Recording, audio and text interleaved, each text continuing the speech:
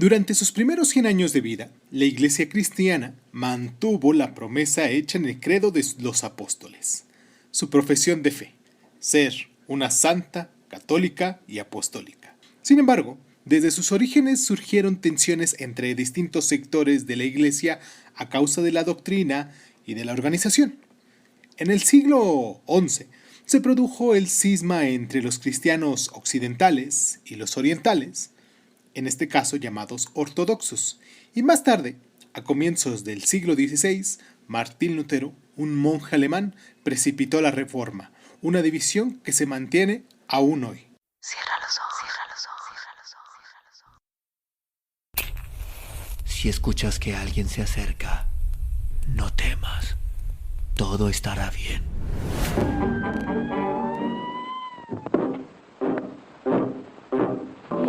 I'm going down to St. James's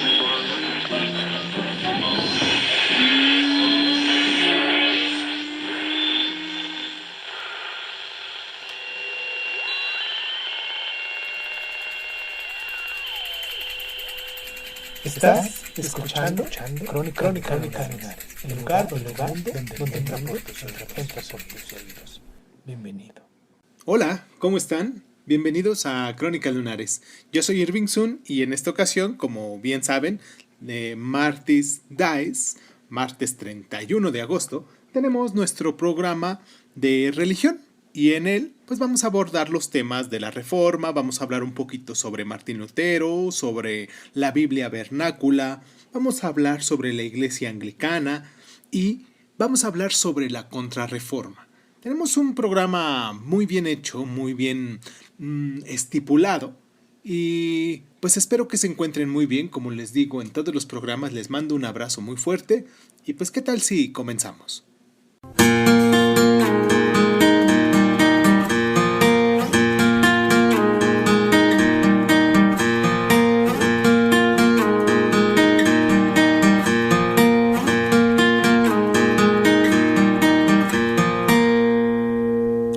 Del siglo XV, el papado parecía un poco más fuerte que en ningún otro momento precedente. La exhibición de la riqueza, los encargos de grandes obras de arte y el exuberante estilo de vida de algunos papas parecía indicar que la Iglesia gozaba de una salud exultante. Sin embargo, bajo esta fachada, el cristianismo se sumía en una decadencia espiritual y moral. La desesperación que provocaba la conducta de los papas. Alejandro VI, por ejemplo, fue investido en presencia de algunos de sus hijos de relaciones ilícitas, que observaban la ceremonia sin inmutarse, por decirlo de algún modo. Hizo una serie de movimientos locales, a menudo minoritarios, que empezaron a proponer una reforma y un retorno teórico y práctico a los ideales morales originarios de la Iglesia. Uno de estos movimientos fue el Oratorio del Amor Divino, una institución de caridad fundada en 1497 en Génova por Ettore Bernazza, que también terminó teniendo adeptos en Roma, Nápoles y Bolonia. Pero ninguna de estas instituciones alcanzó la suficiente relevancia como desafiar realmente al papado. Vamos a hacer esta pequeña pausa para poderles decir los lugares donde nos pueden encontrar. Recuerden que si quieren dejarnos sus mensajes, sus correos, pueden mandar su email a los que usan mail todavía a cronicalunares.sun@hotmail.com. Ahí pueden mandarnos sus correos para, pues espero recibir de esas grandes cartas que se escribían antes con esas formas tan poéticas, por decirlo de algún modo. Y también nos pueden dejar a lo mejor su mensajito en Instagram, en Facebook, en YouTube también, como Crónica Lunares de Sun. Ahí nos pueden encontrar. Y en las diferentes plataformas donde ustedes nos escuchan, que casi son todas, que estamos en Anchor, en Breaker, en Google Podcasts, en Podcasts Apple, en Overcast, en Radio Republic, en Spotify y en TuneIn, que pues también es una aplicación en TuneIn que voy a hacer un comercial aquí, porque TuneIn es una de las aplicaciones que me gustan porque sé que ahí voy a encontrar, por ejemplo, las diferentes estaciones de radio que a mí me gusta mucho escuchar, la radio hablada. Quizás por eso estoy en esto de los podcasts. Y pues ahí he encontrado estaciones de radio hablada, de música también, de diferentes países, y yo les recomiendo mucho que se den una vuelta por TuneIn.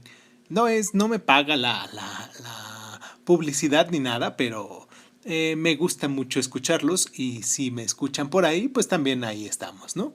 Vamos a hacer esta pequeña pausa y regresamos.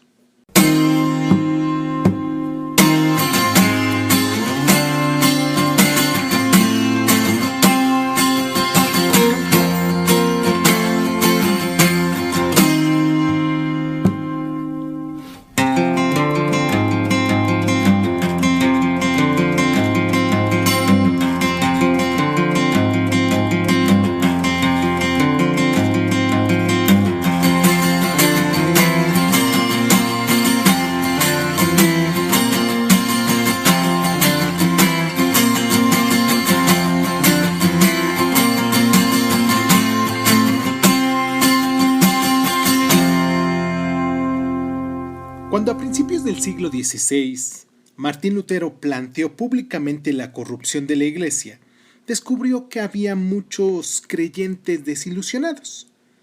Su rebelión tenía un fundamento teológico, tal como se advierte en su célebre obra Las 95 Tesis, un texto que clavó en la puerta de la Iglesia alemana de Wittenberg en el año de 1517. En este escrito, negaba la idea de que mediante los buenos actos el individuo contribuyera a ganarse un lugar en el cielo tras la muerte. Para Lutero, la salvación solo era posible gracias a la fe en Dios. No era la santidad individual lo que importaba, sino el amor a Dios. Lutero no solo se benefició de sus notables dotes oratorios, sino también en los avances en la imprenta, que le permitieron producir libros y panfletos para divulgar sus mensajes.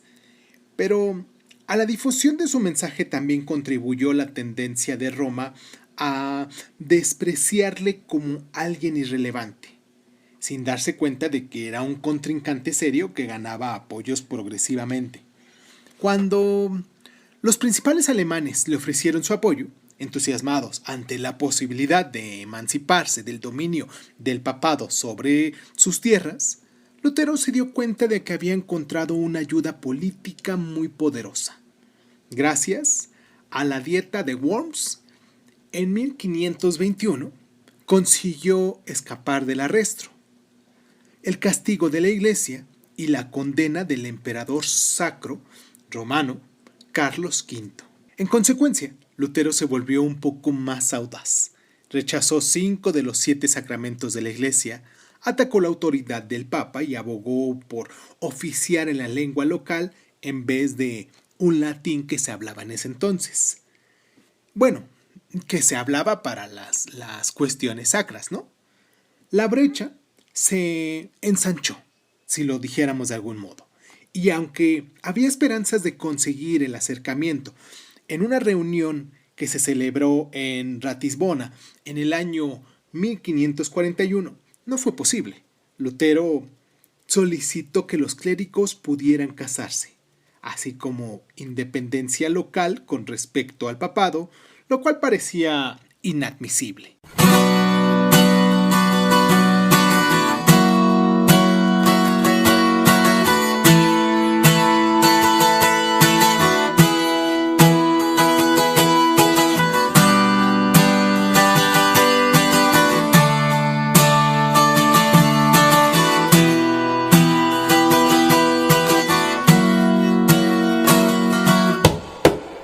Para Lutero, la verdadera autoridad cristiana no era lo que estableciera el Papa o las prácticas tradicionales en la Iglesia, sino la Biblia.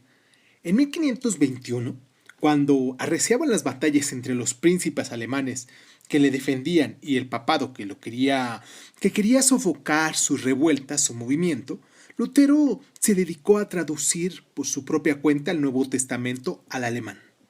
Anteriormente ya se había intentado hacer accesible la Biblia traduciéndola al latín de la Iglesia de las Lenguas Vernáculas, en este caso locales. Pero el trabajo de Lutero fue muy notable por su erudición. Se atuvo a la versión griega para captar el verdadero significado de la Biblia, y porque usó el alemán que hablaban los hombres y las mujeres corrientes, puesto que su intención era que la Biblia fuera accesible a todo el mundo. Publicó su Nuevo Testamento en 1522 y su versión de la Biblia completa en 1534. A partir de entonces empezaron a publicarse nuevas versiones de la Biblia entre distintas lenguas. En Alemania, por ejemplo, en 1526, en Francia en 1528 y en Zúrich en 1531. Estos trabajos inspiraron a otros, y en 1611 apareció una traducción en inglés que se llamó La Biblia de Jacobo I.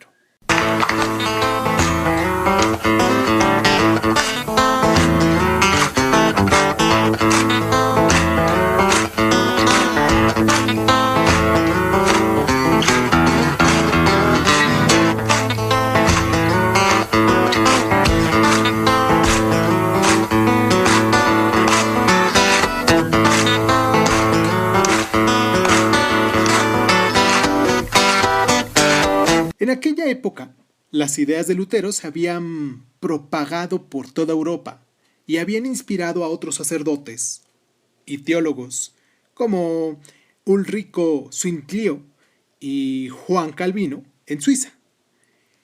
En Inglaterra, Enrique VIII abrazó el nuevo espíritu protestante, pues le era muy conveniente. Ello le permitía resolver una disputa con el papado. Su ejemplo fue que el monarca quería obtener el divorcio de su primera mujer, que no conseguía darle un heredero varón. En este caso, si ustedes recuerdan el nombre de la reina española, de la princesa española, que en ese entonces fue la que no pudo darle un heredero, pues me lo pueden dejar aquí en sus mensajes, aquí en los comentarios, y pues yo se los voy a agradecer mucho. En los siguientes monarcas ingleses oscilaron entre un protestantismo radical, por ejemplo, Eduardo VI, y un catolicismo acérrimo, por ejemplo, María I, hasta que la segunda hija de Enrique VIII, Isabel I, consiguió establecer el consenso que finalmente condujo a una forma moderada de protestantismo y el anglicanismo.